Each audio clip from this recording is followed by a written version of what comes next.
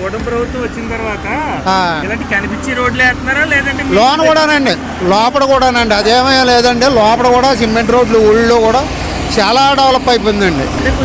ఏం చేయట్లేదు. అబ్బాబా ఎంత అదో మాటలండి వాళ్ళు. ఆ మాటలు ఏం పట్టించుకోగలొద్దండి. పవన్ కళ్యాణ్ గారు అయితే ఎక్కడున్నా ఆయన ఇక్కడ పనులు మామూలు జరిపేస్తున్నాడండి. కొంతమంది ఏమంటున్నారంటే బాబాయ్, అంటే ఇక్కడ పవన్ కళ్యాణ్ గారు రోడ్లు కనిపించే రోడ్లు కదా ఇక్కడ వేస్తున్నారా? ఇవాళ ఈ జగ్గ చెరువులో 20 రోడ్లు చేస్తున్నారండి, ఒక 10-15 డ్రైనేజీలు వేస్తున్నారండి. ఇంకా ఆయన చేసేది ఏంటంటే ఇంకెంతగానే పవన్ కళ్యాణ్ గారు వచ్చాక చాలా బాగుందండి, మాకు చాలా బాగుందండి. సైలెంట్ గా పనులు చేస్తున్నారండి. ఏ పనికి ఆ పని పవన్ కళ్యాణ్ గారు ఇక్కడ రావకలొద్దండి.